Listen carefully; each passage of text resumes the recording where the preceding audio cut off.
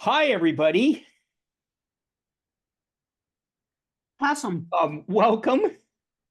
I'm sorry. I thought I started a test session. It's great. So everybody So- was with me eating lunch. That's great. That is even better. Oh, London, awesome. We're informal here at Shield. That is really good. You know, the idea of Shield webinar started because I heard other webinar actually from a therapy session where they will bring food and coffee and they will chat very informally. So I like it that is informal. So great. Hi, Excellent. Eleonora. Hey, Senbei. Hi, Christine. Good to see you. I think when you feel like Marab, maybe you Yeah, can let me get start. started and Yeah, we'll- I'm going to do things a little bit different this time. What I will do is present our speaker, talk a little bit what the webinar is, and then show some slides. So Great. welcome everybody for the next installment of the Shield webinar. It's our flagship program in our broader impacts of Shield. So we're very happy to host another one. One of the things that we've been doing this year is to focus on mental health and mental well-being. It's usually a taboo subject, and I love that we are turning stones and touching taboo subjects. So for this to be visible and spoken about, we are all have that, and I can just say that I believe that anybody sensitive will have any mental health. It's life is not easy, right? So anyway, we do care a whole lot about mental health.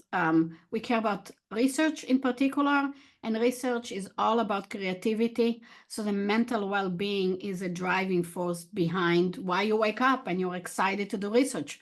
And so we already had a webinar about that, discussing, and now we are following up with Jessica Harris that we're very happy to have. And we will have other two closed doors. So it's a safe space that you can discuss some of these issues. And our director of broader impact, Sandlin Buxner, is going to put in the chat when those sessions are in would be end of November and early December. There is an interest form to fill out, and anyone is welcome. You don't have to belong to Shield. You can tell your friends, whoever wants to. We are open for the wide community. I just want to present quickly our speaker before I show some slides about Shield. Jessica Harris is an astrophysicist. She's also a science communicator, and she is focused on supporting early careers and, of course, about mental health. This is why we have her here. And so this webinar is going to focus on that and how you do that, how you build community. I know that the community, I know for my own trajectory, was a critical piece. How do you build your own community? She comes from a firm that she founded called Jessica Harris. So she offers consulting in all sorts of areas, and I'm sure she's going to talk about it more. She does coaching, she does mentoring, and she's a certified adult mental health instructor. And her mission is to support Black and Brown, and not just to survive, but to thrive. And I'm sure I can even broaden it besides Black and Brown is anybody that is coming from any intersection that is harder, or even without an intersection. We all need to thrive, not just to go by, right? And squeak in. Okay, let me share my screen. And here are my slides. I just wanted, for people that are not familiar, what is SHIELD? SHIELD is a drive science center that was funded by NASA. We are entering our third year. I'm the director, and John Richardson is a project manager out of MIT. As I presented, we are very lucky to have Jessica Harris talking to us today. And SHIELD deal with astrospheres. And what are astrospheres? You probably all heard about it, but I like to remind you that when you look up in the skies, stars are not naked structures, but are surrounded by a bubble. We call them astrospheres.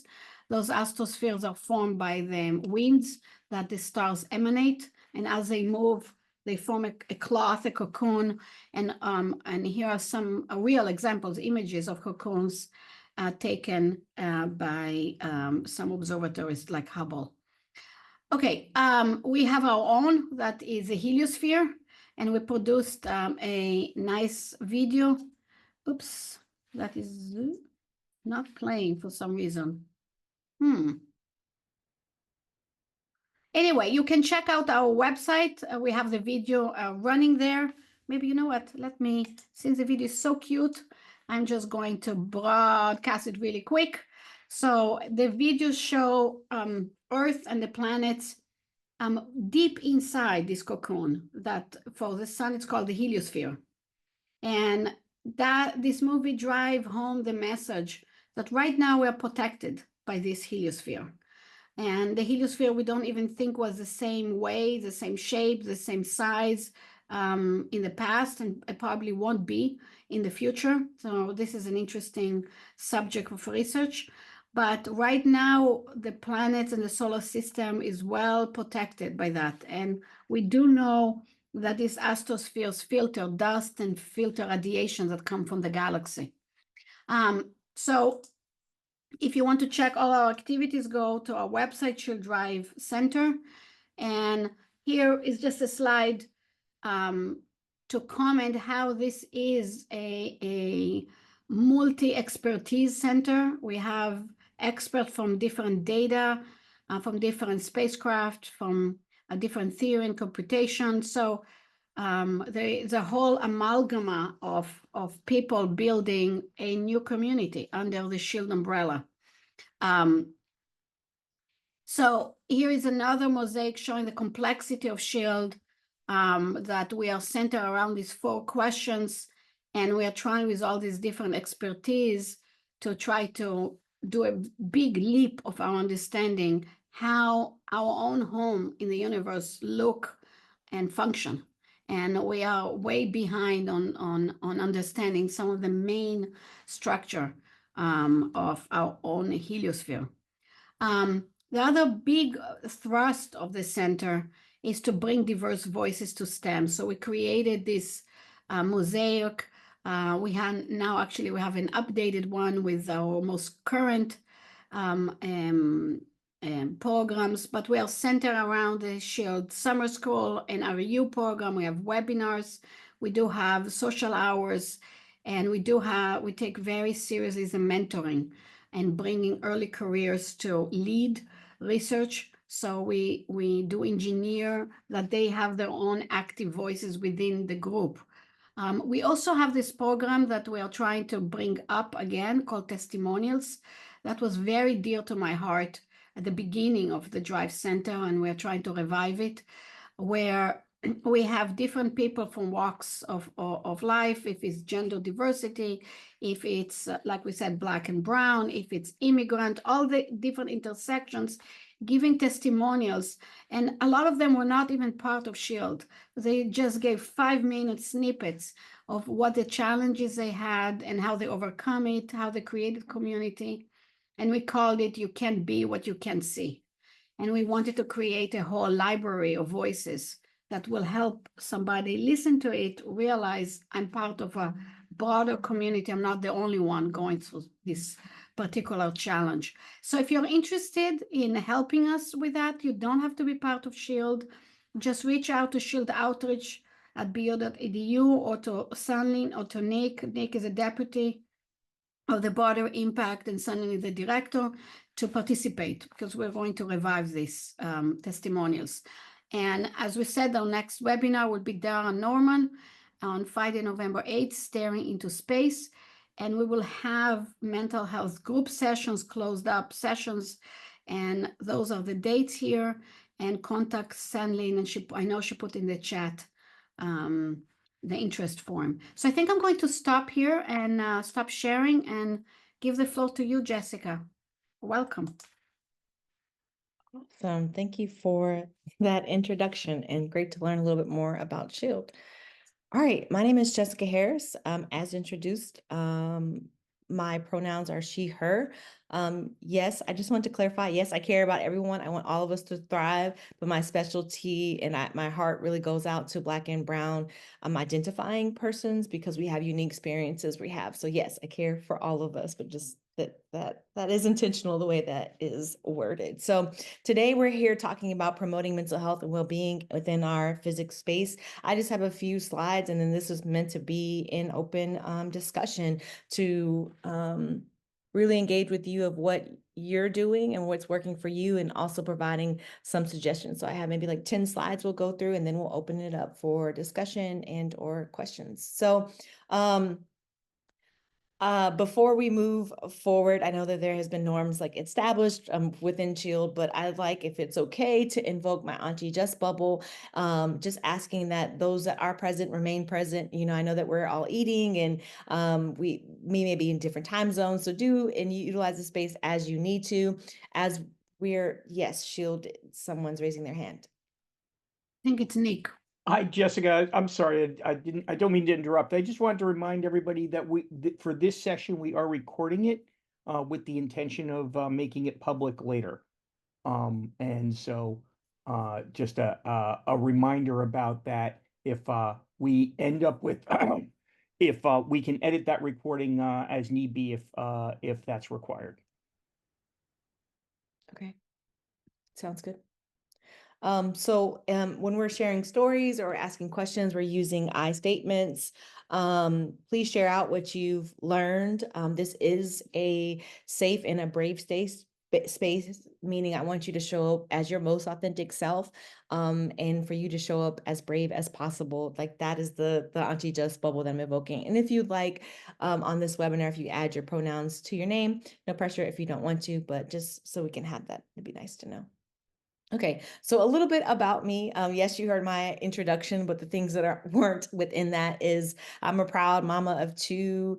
I call them my minions. They're 10 and one's about to be 12. Our birthdays are all like within a few weeks of time. So this is them when they were young in the infrared. I've been in the education and public outreach space for many years. I started at Space Telescope Science Institute, then led an outreach program at NRAO, and then was a part of the Clark Scholars program at the University of Virginia. But along the way, I've engaged with students at NRAO. They have a program for students called the NAC, the National Astronomy Consortium. And this is a picture of us there. I've been fortunate to be a part of this program when I was leading the summer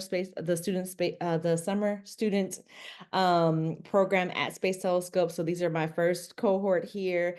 So I've been connected to the NAC for a long time. And part of when I launched out into my own business and I was thinking about what it is I want to do, what it is I want to focus on, I knew for sure it had to be mentoring because our students and professionals are having challenges now. And I know that through my lived experiences, through the knowledge that I've gained, through my experiences, that I can share that with others. And so that's my, deep passion into this work. And just a little bit about me. So I grew up I never thought I would be a scientist. I actually wanted to be an educator, but I had amazing mentors along the way who guided me. And here I am today. That's like the professional, side of this. This is a mental health. And so I just wanted to share, outside of just being a mental health first aid instructor, meaning I can teach others to become certified as mental health first aiders, which I have a slide for you guys if you want to scan and be on my waiting list. So I just want to share my personal connection to mental health. Yes, I'm a mental health advocate, and I believe that our mental health is so crucial, especially during the times we're having here in the US, maybe other places. I know some people are not all here from the US. All that the different things that we're experiencing, especially within STEM for Black students or for Hispanic students, that it's unique and we have maybe additional pressures. And so for me, it was actually through my different jobs that I actually was supported through my mental health kind of in a roundabout way. And so I just want to encourage, first and foremost, as we're learning about mental health and how to support others, is that it's not a linear process, just meaning that you go through phases of healing where everything's good and you're fine. And then there's definitely times I've had where I wake up and I'm just crying and There's a lot going on. And so just being gentle with yourselves as we're supporting ourselves and we're supporting other people, we should be mindful of that. Like there's not an end destination for our healing journey. It's definitely not a linear process. My mom, my biological mom, she's now passed away. She passed away in 2013. And she had some mental health challenges. And before I knew that she had mental health challenges, she was kind of like the black sheep of our family. And I didn't realize, now that she's passed, I think about how our family as a whole, and this is not a criticism of our family, but most families may have this, like we just maybe not know how to manage or how to support someone with certain mental health challenges. And so that's where my journey like began with my own mom. When I was having some crisis situations happening in my personal life, I actually ended up utilizing the employee assistant program. Some organizations have this where you can get, it's mainly for short-term counseling services that you can get through your job. And then it was through that I was diagnosed with generalized anxiety, which at the time felt like a relief. Like I'll never forget the day. The sun just felt brighter, like the wind was blowing, like everything felt more vibrant because I didn't realize that I had been living with anxiety this whole time. I've been compensating it for my whole life, but I didn't know that. It's like walking around with the crutch, but you're not quite sure. Like it's something that's always been a part of your life. And so you don't know a time without it. And so that began my own journey of like really understanding what anxiety was for myself and like the ups and downs of like, just embracing that and gaining some new skills. Also through that, I ended up meeting my amazing psychiatrist, and he used to always tell me, Jessica, you feel deeply. You have to remember that others don't feel as deeply as you do. And for years he would say that. And then finally one day, a great example about an EAP program. Thanks. And then one day he actually gave me a book that really changed things for me. It was called The Empath Experience. And it really just broke down like the different kinds of empaths and what we're experiencing uniquely. And again, it's a part of my journey, but all of this was introduced through through my job resources. Then in another job, it was also very stressful, some unique challenges that I was having with my manager at the time that was making things really unbearable. And I want to say that with mental health, something we learn in the adult mental health first aid training is recognizing early signs and symptoms, worsening signs, and then when someone's in crisis. And often sometimes the difference of someone having just anxiety versus an anxiety disorder, for example, is like for me, I can speak for myself because I have the anxiety disorder, that it affects our day-to-day, right? It's not just sometimes I'm anxious, like it affects my day-to-day. And so I do things to manage that day-to-day. And so there were more stressors that were happening at my job. And I again was referred to another EAP program at another organization. And I was introduced to eye movement desensitization and reprocessing. It's a type of therapy. There are all different kinds of therapies that we can be introduced. This one is maybe not for everyone, but it definitely changed my life. If you have experienced PTSD or very troubled, traumatic experiences, can definitely be a great tool for you to be a part of. So I was a part of this for several months, and it really like changed my life. And I'd be happy to talk to anyone offline more about that experience. So again, I've learned in my own healing journey, like my personal connection to mental health, again, is through my family dynamics, through things I've only personally experienced. I've had someone really, really close to me die by suicide. And so it's very personal to me. And being within our field and wanting to mentor and wanting to be the change that I want to see, mental health is something that I want to introduce into our science field to talk more about it. Yes, we want to make sure that we're hitting our milestones within our jobs, but we also have to consider the holistic person. So our mental health and our self-care really matters. So if we can today, if you can indulge me in this activity quickly, and this is a feeling chart. And I don't know if are they able to interact with us? If are they able to put things in the I chat? think yes, Nick. They can right? either put things in the chat or it's possible to annotate in the lower left-hand corner. No, I don't want people to annotate. I want people I just want to know if they could put stuff in the chat. They So should be able to put, yes, the okay, chat is available. awesome. So if you guys can just sit with yourselves and think for a second, tell me how you're feeling today in the chat. I'll tell you how I'm feeling.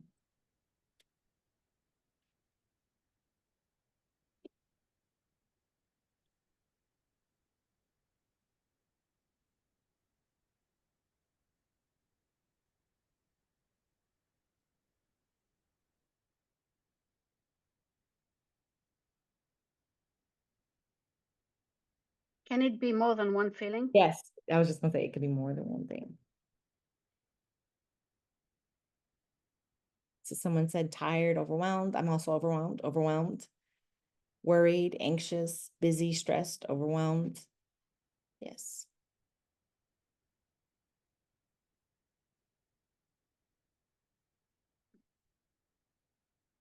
Overwhelmed. A lot of us are feeling overwhelmed, stressed, nervous, excited, anxious, happy, loving and thankful, Oh, Joe, that's great. provoked. Okay. I feel that one. Optimistic, challenged, joyful.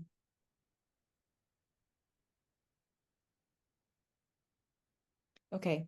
So I love your question of like, can it be multiple feelings? Yes, it can. So there are many multiple different feelings charts. Some are really simple and some are more complex as this. I love this complex one because sometimes we're feeling more than just happy. Like it's maybe proud or you're feeling accepted. Like I'm feeling accepted. I just got an email from a presentation that I did last week, and they were giving me feedback of like the positive impact that made, and it just made me feel really good coming into this conversation. And so just understanding like our feelings can have duality. You can feel really happy and you can feel fearful in the same time. You can feel surprised and feel disgusted. You can like it, you can feel all happy feelings. But just allowing yourself to feel, I think it's really powerful to have. So again, if you search feeling charts online, you can probably find this one or others, but I want to just add this into your toolkit. It's like, why are we having this for mental health? Because often we don't stop and we don't think about how we're feeling. We just keep going to the next task, right? It's Friday. I'm trying to get things that I need to get done out the door. I'm ready for the weekend. And we're not pausing and being present. So part of being present is sitting and saying, how do I actually feel? Right? And allowing yourself to feel that, because it's okay. I get to feel overwhelmed because I'm overwhelmed. I have 1,000 different things that come at me on a day-to-day basis. And I'm a single mom of 2 kids. Like, that's fair. I just love the vulnerability that you guys shared here today. And I would also give a suggestion that as you're feeling, do your best also not to judge yourself in what you're feeling. So if you're feeling challenged, if you're feeling busy, if you're feeling anxious, if you're feeling worried, it's okay to feel that and sit in that, and then move forward with what to do next. Okay, so because this is how to support, how to promote a well-being, part of the way we do that within our STEM field is educating ourselves about mental health illnesses. And so I pulled this from online, like how do you support someone with mental illnesses? And one of them is just like educate yourself. I'm a natural educator by just nature. Like when I learn something, I'm wanting to share it with everyone that I know, right? So everyone in my friend group like knows and has seen that feeling chart because I send it to them often. Like, no, really, how are you doing? Like, send me something off of this feeling chart to let me know. So that's a very different way that I've embraced my own mental health challenges. But sometimes people may not want to teach you about what they're going through. I had definitely had moments like that. I'm talking to someone, I'm telling them I'm triggered, I'm letting them know I have generalized anxiety. And sometimes at moments, I don't want to teach you what that means. I may want to tell you what I need in the moment, but I don't want to teach you the fulltality of what that means. And so we can educate ourselves about this. We can, also, we don't want to attempt to diagnose. You also learn this in the course, like we're not diagnosing anyone. When you are just supporting someone in general, making sure that you're asking, do you want advice or do you just want to hear what I have to say? Like for myself, I had to come to accept, like specifically with anxiety, that it's nothing no one can do per se for me, but sometimes I just want a listening ear. I don't want advice. I don't want you to tell me how it's going to be fine, everything's going to be better, and toxic positivity. Like I know all those things, but in this moment, I'm feeling overwhelmed. In this moment, I may be feeling sad.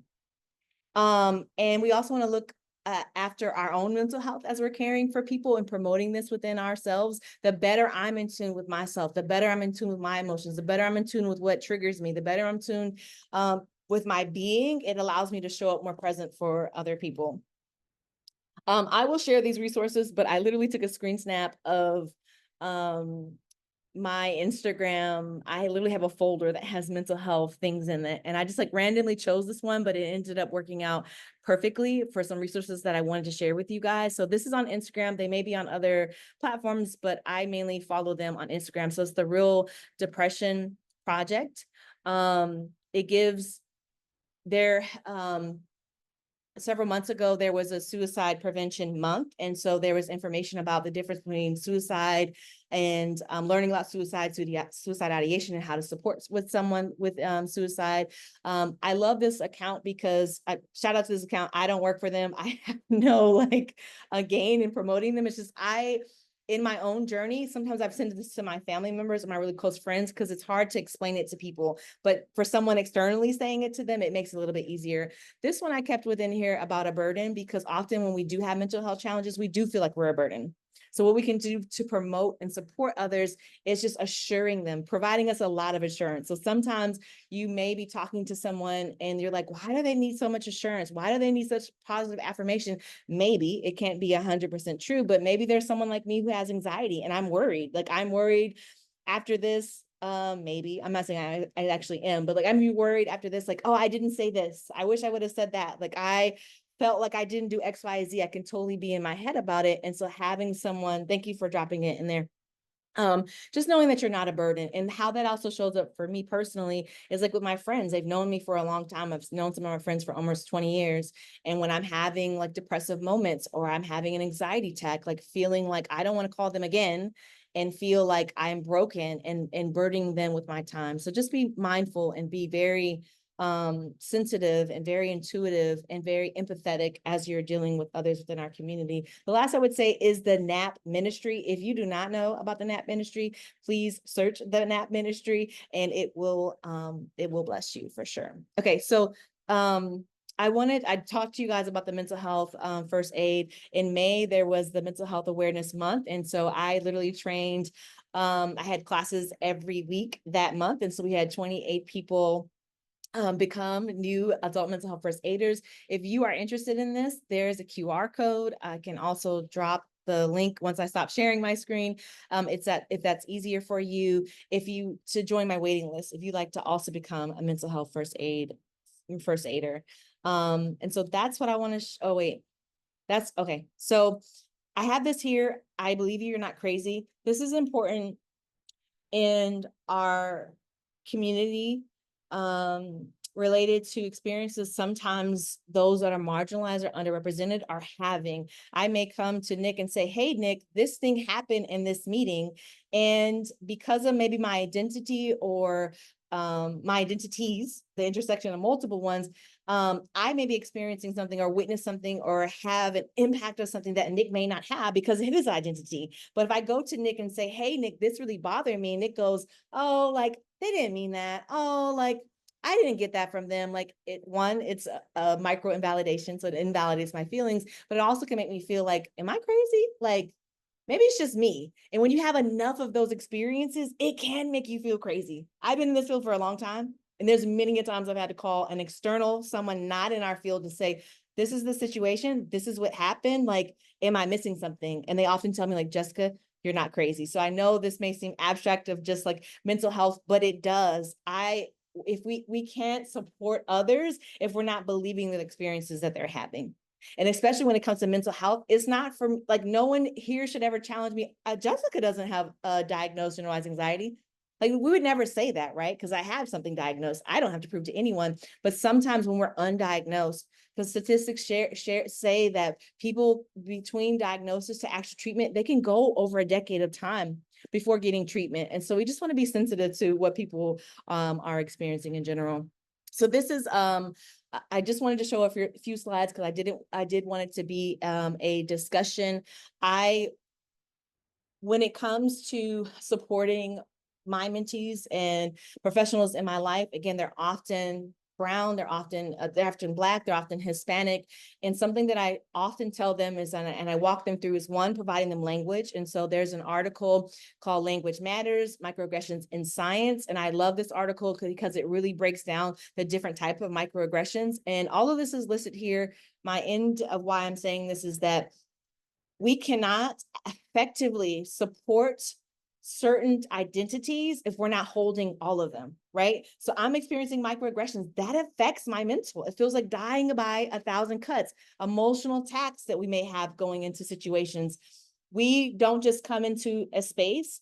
Maybe we may want to come into a space and say, hey, I just really want to present this. It's going to be awesome. But actually I come in going like, I wonder what Nick's going to say. I wonder what someone else is going to say. I wonder if there's going to be a troll on here. I wonder if someone's going to laugh at me about my hair. Like, I don't know. There's a lot of things, but like, there's a lot of emotional attacks that we're carrying. There's ethno-racial trauma that we're experiencing. There's racial battle fatigue. There's imposter syndrome that often is disguised as racism, but we often will say, oh, you're just experiencing imposter syndrome. Actually, no, it's racism that you're experiencing. And then I broke all this down in a blog post about mental health call to action that I have given to our field. So I just want to inject that as we're supporting people within our field that have multiple different identities, especially Black and especially Hispanic. We have to take them holistically, right? We have to know that they're experiencing something different than you may be experiencing and just holding that. So please don't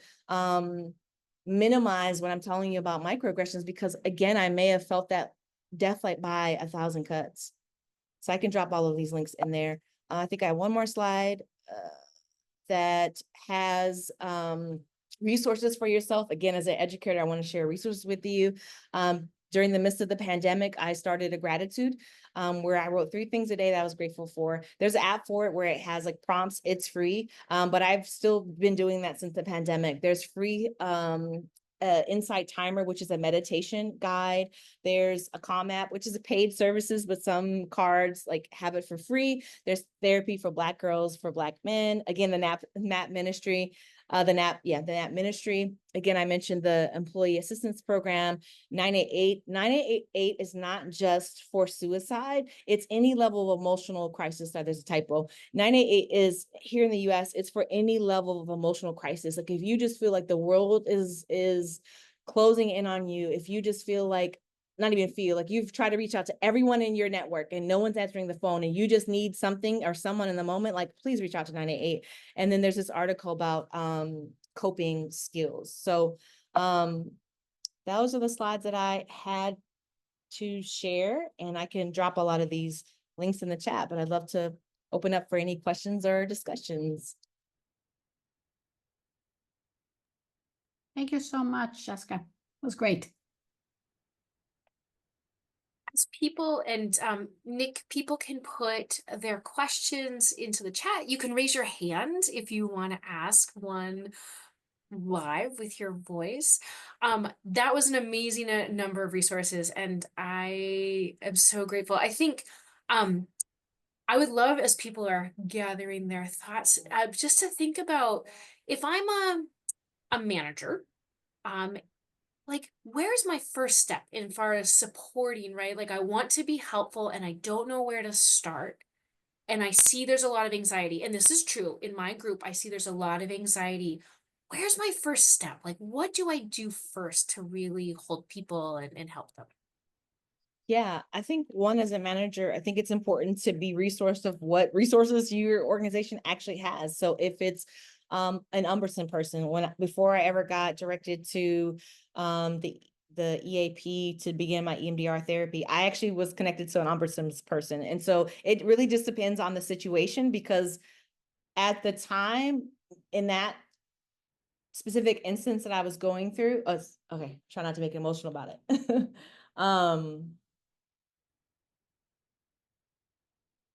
It was manifesting as a lot of anxiety and depression, but really it was a conflict with the manager. So anyways, I think in when you're talking to someone, like having the full picture and really knowing what your organization can do to support.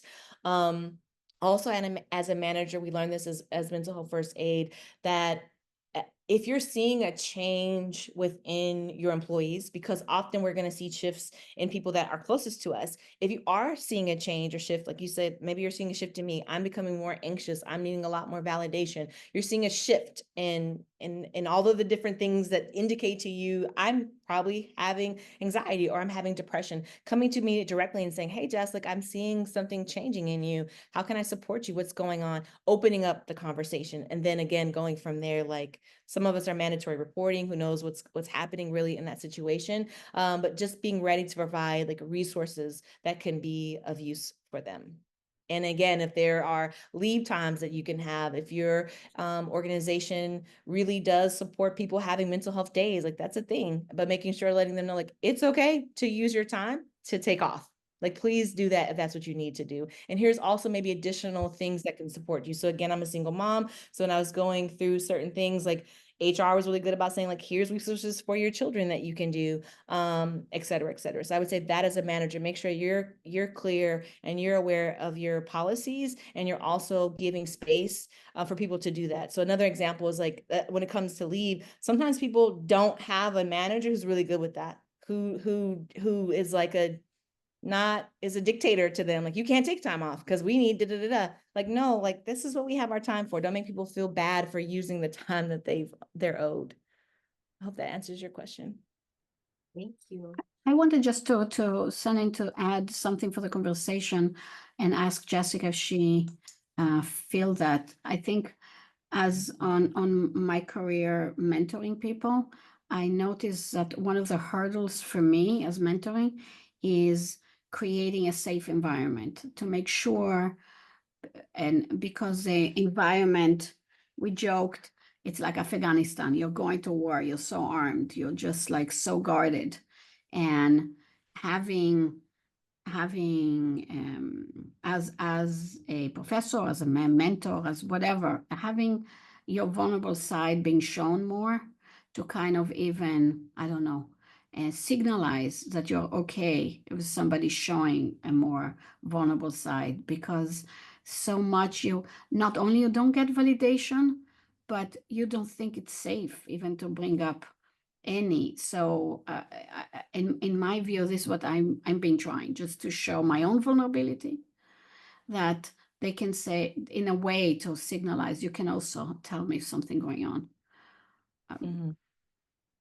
Yeah, I think that safety piece is a big thing. I was just on a board meeting the other day, and we were talking about that because a recommendation was that, hey, like we should have intro conversations with people to check in with them about how they're feeling. It was in the vein, which is positive, of wanting to build more morale. And I said exactly sentiment, like, I don't want to share how I'm feeling when really it doesn't matter. Like, my manager still wants what my manager wants from me. And I share, hey, I was with a family member in emergency room, and then like, oh, okay, all right, we're going on to the next task. Like, that's not what's supportive. And so I think within our field is exactly that. Like, I get sensitive when I talk about this, because this is something we should talk about more, but there's not enough space for it. There's not enough support. So when I'm talking about mental health, when I'm talking about self-care, when I was talking about mentoring, it's now being more embraced, but it wasn't. And so it's hard to tell a manager, like, you got to be a little more sensitive. You have to show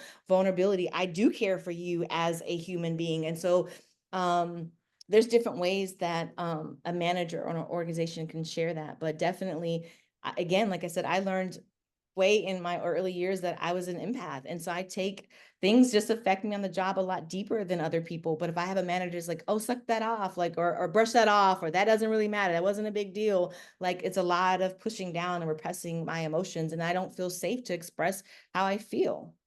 Right, I agree. The So safety is a big yes. thing. Right, I agree.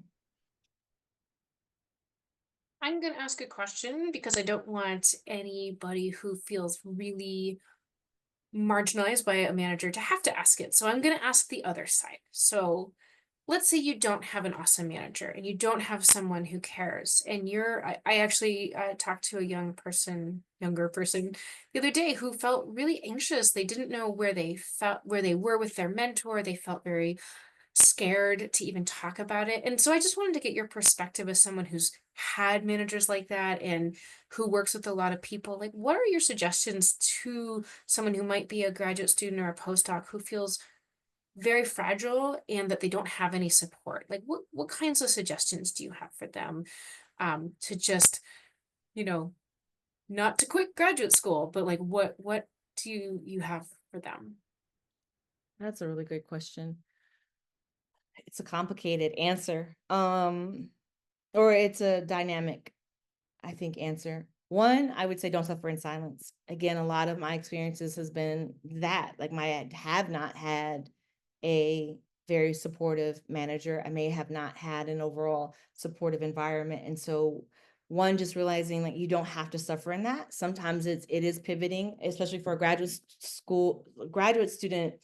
I've had actually many uncomfortable conversations, or actually comfortable conversations, where I've asked students like, well, one, making them aware, like, you don't have to stay in this toxic environment. Yes, I know you're maybe really close to graduating, but also your mental health and your well-being does matter. And so there are options. Don't feel like you have to stay within this. And so letting them know that, and connecting them with people like myself or others that can really just help kind of guide them. Often what I've learned when students are in that situation is just feeling validated is one of the most things that they need. And I literally have helped a student in that exact situation. And at one point, it was a lot of like, here, building you up, putting tools in your toolkit. And then there was conversations like, you want to graduate? We're 8 months out. We got to put our head down. We got to do it. I'm sorry. I hate that I'm saying that to you. There isn't a pivot. There isn't another organization that you can go to. What can I do to support you in this moment? And so if it was texting me, if it was calling me, if it was having weekly Zooms, like that's what we did to help get her through that. And so I would say that just letting them know that they don't have to suffer in silence, and then reaching out and tagging out for help. Can I add maybe another note of discussion is sometimes, especially in science, your mentor, your supervisor won't be fuzzy and safe. So finding different mentors, maybe, what do you think about that, Jessica? Just looking around in the I don't. community and finding, not expecting that your mentor will be your fuzzy, because most likely they won't. Yes, I don't believe that we should all have one, like even myself, I have limits on what I can and can't do, or how I can and can't support you. So I don't believe we should have just the one. And often, like you said, your advisor may not be the person that you need to go to and talk about things, and just being mindful of that. And that's okay. Like there's some of our advisors, especially academic advisors or thesis advisors, they only know what they know. And so they're teaching you from the place that they know. They also maybe just reteaching you trauma that they've experienced, because again, it's all that they know. There's a lot I feel about that, but yes, do not, again, that's back to don't suffer in silence. Reach out to other people, because there are people that can support you and provide. You should have different potential mentors for different things, right? Like my therapist really helped me. I have my really close friends that really help me in situations, but having different people can be really helpful. We have 2 And questions from Heather in the chat, and Heather, you are also welcome to, we can have you unmute, but I'll just read them right now, and in case you want to follow up, Heather. One question Heather has is, can you share your slides, Jessica's slides, Yes, for our I'm website? working on that now. Perfect. Yeah, no, that's great. So Heather, we'll make sure and we'll get it out to the community for sure. The second question is, do you think having mentors that you not work closely with is helpful for getting unbiased advice? I know you talked a little bit about that, but. I think I just answered that, but maybe there's something I'm missing. Can maybe you say that again, and I can maybe answer it differently? Yeah, I think early on, and like in my career, the people I work closely with, their advice was often very biased. In order to get me to do things to make them look good. So I think that for me, it was helpful to get advice from people who are just generally in the field, but not ones I work directly with. And so that's what I was asking about. Yes, yes, I think the undertones in all that I'm saying is that, yes, like you, again, your people maybe potentially advising you, they do have their own, they may have their own gain from it. So I do believe in having others. I think I'm very fortunate in my position in that because I'm an outside consultant, I'm invested in you as an individual. Sometimes I've been brought in from an organization and I may have to report back certain things, but I'm invested in you as a person. And so, yes, I 100% believe that you should get outside input, because it was outside input that saved me in a lot of situations. Heather, for me too. It's like in times when was tough, I had to reach out to other people in the community, asking for help.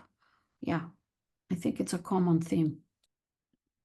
It also seems, and what I'm hearing y'all say is, it doesn't even need to be someone in the space physics community. I mean, I'll say sometimes when things are really crazy, someone completely outside can say, that sounds crazy, just like you said, Jessica, right? Like that we have to lean in and go, if it sounds like something is crazy, call someone who is not in this field experiencing what it is. And they're like, that's insane, right? And like, believe that if somebody says that sounds crazy, it is. And I don't want to, yes, I do believe tagging outside people. I also think it's helpful to find maybe other allies at other organizations, but same in the same field, because there are limits to my friends fully understanding the dynamics of STEM, or the dynamics of maybe space, or dynamics of, like, when I'm saying this dynamic between my thesis advisor and myself, like they really understand like that power dynamic. And so I believe in touching outside people, but I think it is also, I don't want to underestimate or undervalue that it is helpful sometimes just to talk to people outside of your particular organization if it's really bad, but still within space, that they understand the unique intricacies of all of that means. So a lot of time when I'm talking to my therapist, I'm very grateful that they've all been very similar to my identities. When I was explaining, racism or different things like that, they did understand, but there is a level of like explaining sometimes that I had to do about the nuances of what I was experiencing at my workplaces.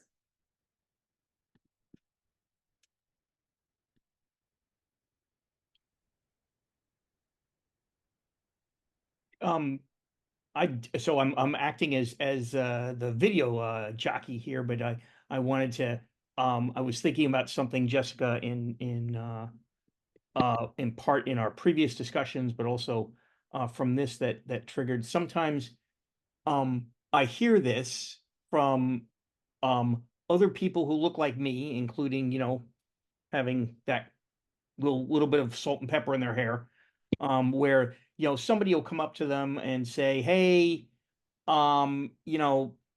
this guy really came at me at my work, right? At really was beating on my work and really aggressively. And then they'll, somebody will say, oh, don't worry about that. He's always like that to everybody. How unhelpful is that? Very unhelpful. Yeah. Again, And more importantly, like, what do you, when you receive that, what should somebody do?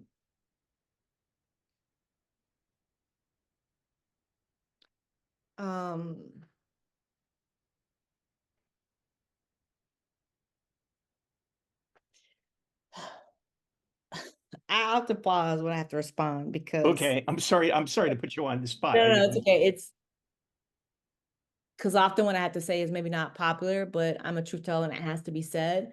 Often in our fields, we continue to have bad behavior because we've accepted the bad behavior.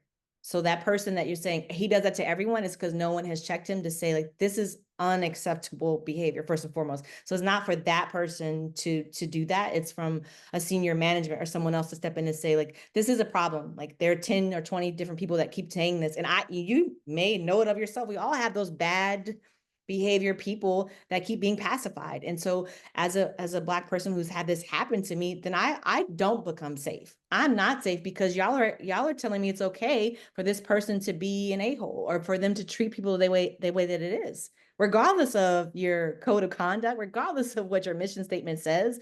The other part of that, though you didn't ask, like, there's the person that's the bad behavior person that everyone knows. The other is, I often hear this from students, and I've experienced this myself, that I may be having an experience with someone that is different from someone else. And part of that could be just, I'm a female. Part of that can be I'm Black. And they go, well, no one has ever brought that up. Yeah, because no one else in this group has been Black to bring it up, to address it to you. So being sensitive of that. Sometimes you're hearing something that is brand new, and yes, it's an old behavior, but something could be nuanced in what they're saying that is different.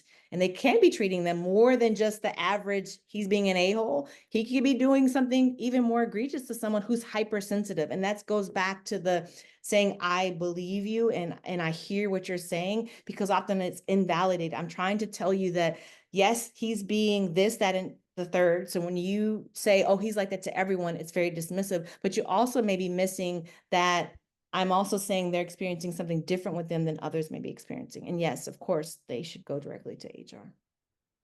And documentation is key. If this is happening, I've heard this from HR personnel, that even if, let's say me and Nick had an exchange that I didn't feel really good about, if I just emailed it to myself and say, hey, on this day at 11:51, Nick and I had a conversation. This is the nature of the conversation. This is what I recall he said. This is what I said. This is how I felt leaving the situation, and just email to yourself. That's still documentation of what has occurred in that situation.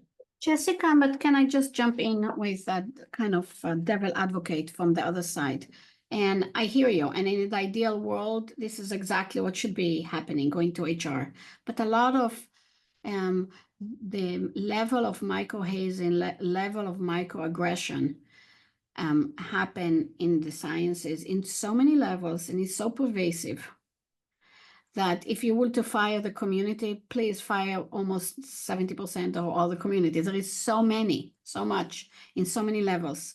And I think part of the reality of being part of this community, and I like that, is talking about it, talking about mental health, building communities, that there is a critical mass, that somebody that is feeling not in a safe space know that there is, when they walk into a room, that there is another 20 other colleagues that they know that care about this issue. So I think just that some of the changes are much more glacier. You know what I mean? That is, and they might not feel safe. They, this is their colleagues. And so I wonder if part of it is just also, I don't know, I wanted your opinion, is building enough visibility and community for things to change,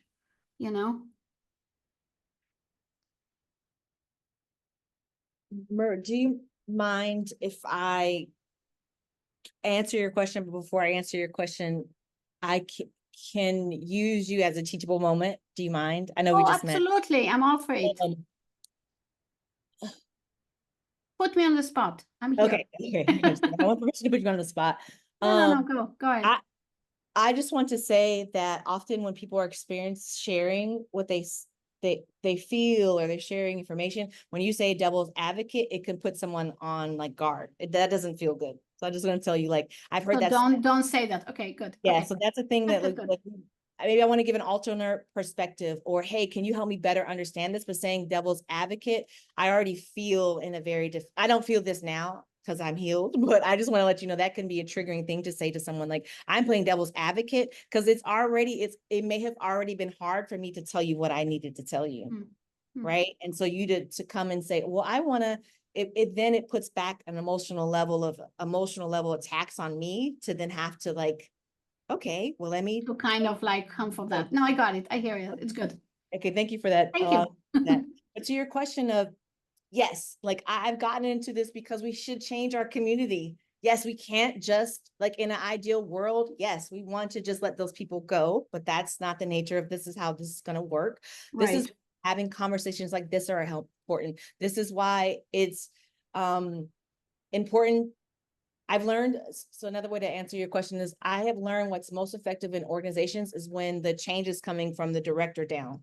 A lot of what I did in organizations was bottom up, and there's ways that is helpful. There's ways that has made movement. There are things that I've done that have been revolutionary, but that is not as sustainable for an individual. And maybe I don't want to. Like, I've just taken on, I'm going to be an ally. I'm going to take the hits. I'm going to be the loud wheel. I'm okay with that because at the end of the day, I want to leave the places that I've been a part of better. And so it does have to come from the top down. But in the meantime, I'm continuing to teach upper management, and at the same time, empower your employees with information and creating a space, right? And so if you can hire someone to come in to do mental health first aid training, if you can continue to establish norms and you continue just to hold the people accountable, right? Like there's meetings that we've had, right? Where I know as women identifying probably on here, we've had this happen, right? Where a male repeats something we just said, and you just said that, but they didn't listen to you. But when they heard it from Nick or they heard it from a male figure, they heard it, right? So, but someone coming in, Marva, saying,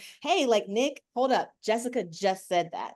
Like Jessica, please give Jessica to credit for saying that. There's little things that we can do to make change, but just understand, this is why I put out the mental health call to action, because I want everyone to remember that why this system's not changing, why there's people that still have bad behavior, there's people who are still suffering like I did. I'm still having to go to my office to cry because I'm experiencing the 100th and 1,001 microaggression this day. I'm experiencing racism. I don't feel emotionally safe. I don't feel physically safe in my space, but I have to continue to show up. So this is why this is urgent to us, that we continue to make change. So I don't know if that answers your question.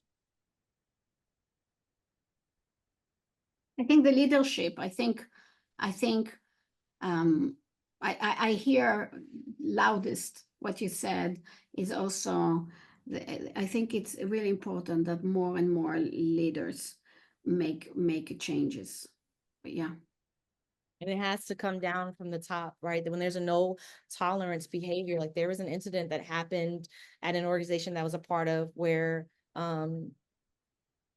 the director was very supportive of me. And I even after leaving the organization said that incident that happened still bothers him to this day. And he's actively making changes so that doesn't happen to someone else, right? But that feels good to me. It didn't change per se when I was there, but it's good to know that he still cares. He still, it still matters to him that was my experience underneath his leadership. And so it just has to be a lot of training. And again, I want to emphasize something I said earlier. People are experiencing something different than you, so it doesn't feel urgent to you, right? I'm just picking on Nick just because I can, but I don't mean to pick on you, Nick. Nick may be having a completely different experience than I am. So to him, it feels not as urgent.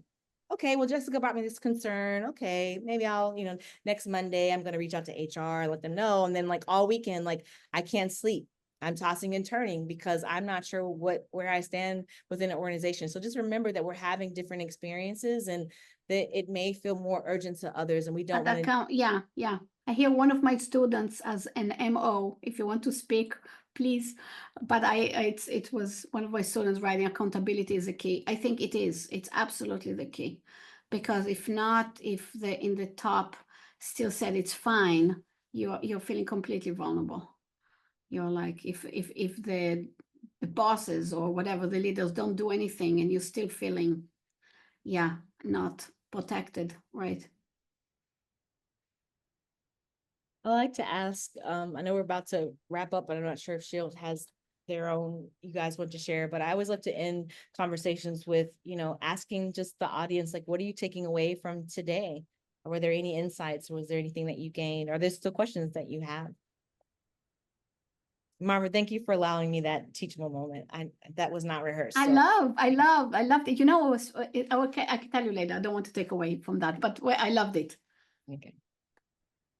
Oh, it's Romina. Yay. Yes, I don't know why it says small. No, it's because I sent you the wrong link. So I sent to my students and to you apparently too. Sorry. So it's Romina. It's one of our colleagues. Yes, accountability. Okay. Yes. Yeah, someone wrote a reminder that it's okay not to be okay. Yes. And that can feel comfortable for people to sit in, right? If I'm telling people like, I'm really the strong one, I'm the giver, I'm Auntie Jess, I'm so bubbly. And then to tell someone like, I'm not okay today, that can feel like a step back for the person, but often just asking them, hey, what do you need from me today? I know you're not okay, but what do you need? And maybe it's listening ear. Maybe it's like, hey, I just need you to give me the day to myself. Like it can be uncomfortable, but that is a very interesting thing I heard this advice before, and it's so not common in science, but you start a science conversation and asking, how are you doing emotionally? It's earth shadowing, but it's so transformative, even just doing that. Yeah.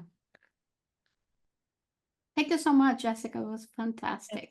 Thank y'all so much for having me. I hope that you guys could walk away. There's so much to share in a, a 1 hour time frame, but I didn't put my contact. Is it okay that I drop my contact information? Please do it. Yes. Okay. I'm just gonna add my email address, and so if anyone has, you know, I won't say it out loud because this is recorded and I don't want spam people emailing me, but I have dropped it into the chat. So if you'd like to email me and like to have further discussions, and then as promised, here is the link to sign up for the waiting list. And then that's that. Are there any final questions? I know we're at the top of the.